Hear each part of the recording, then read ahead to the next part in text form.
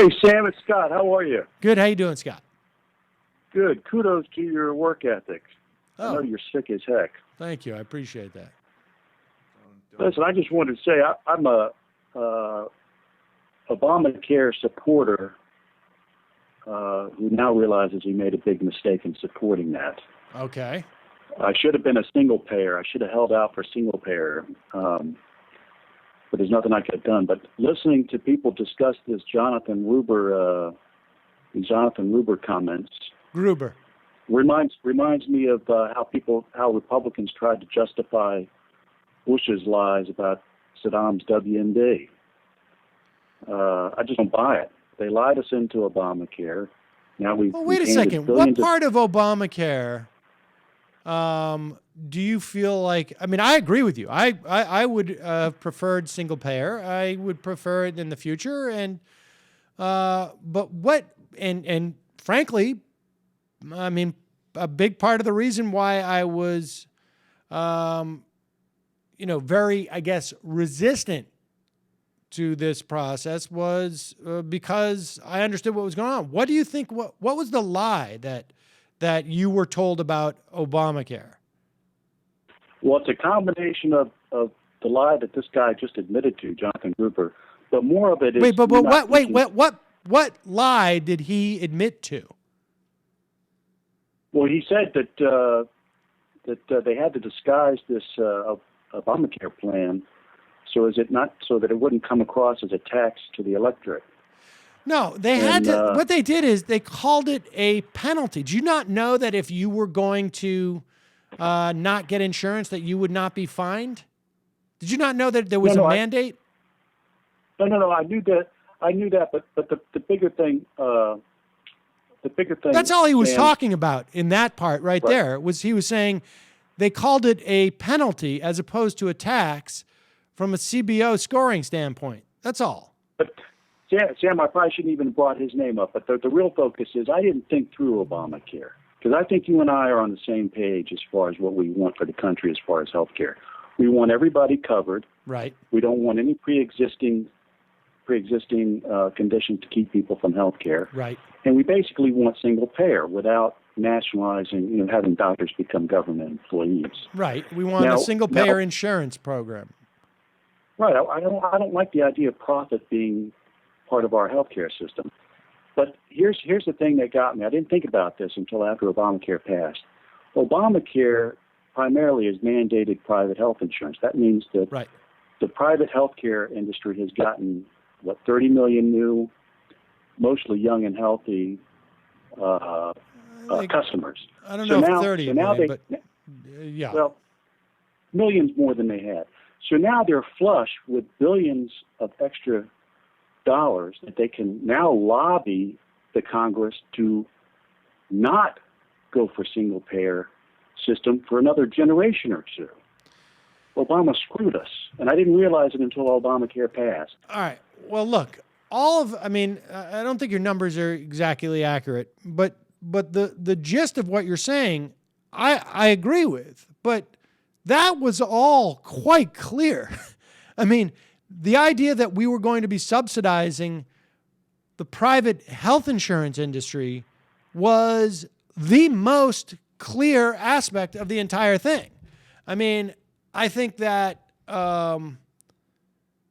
that was the most transparent aspect of the whole thing. That was the debate on the left, was why are we subsidizing a private industry that probably would falter on its own? And the argument was, this is as good as we can get. Now, we can debate as to whether or not that was true, but there is no... Did you never hear that argument?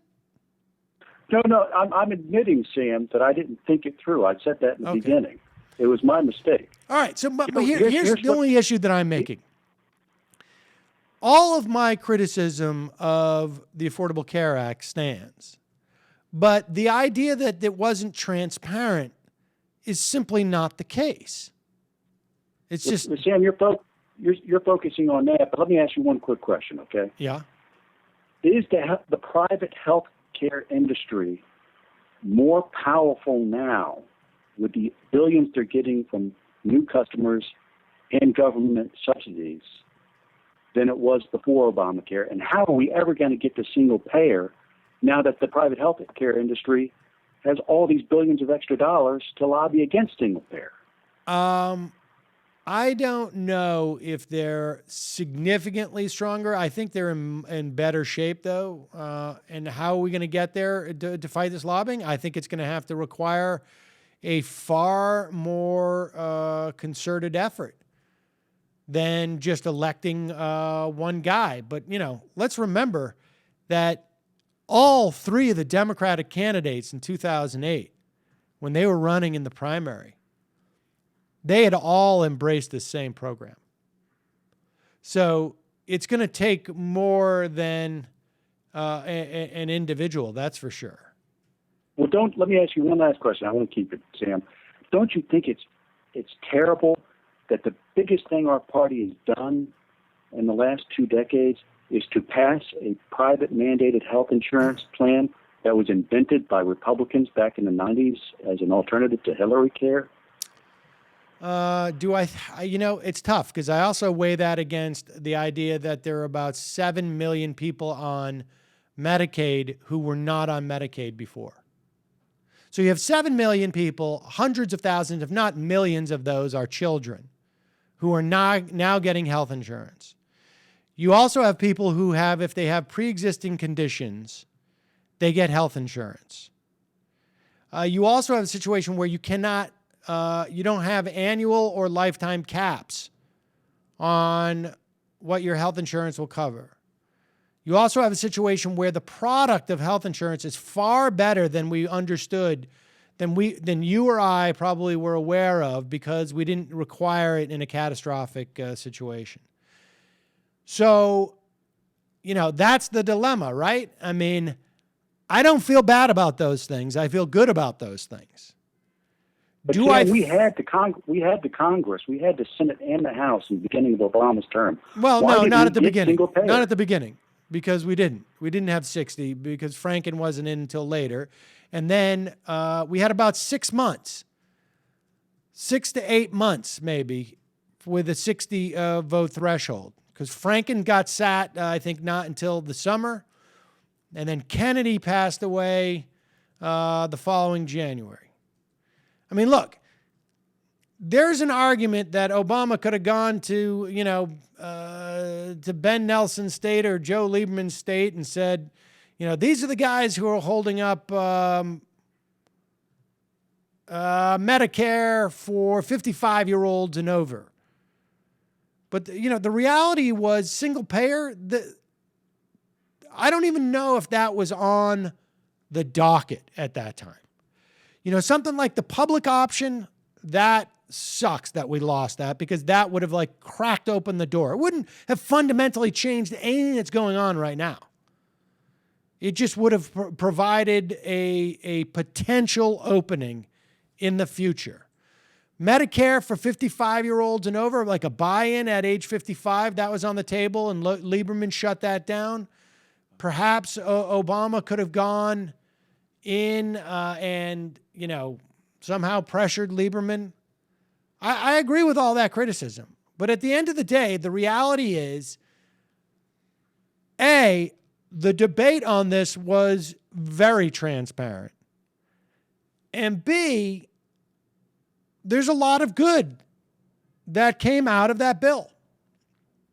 There's a lot of bad too, but I don't know that it's particularly worse than the status quo. I mean, you have to believe that in the absence of the Affordable Care Act, that there would have been a huge movement for single payer, and I'm not convinced of that.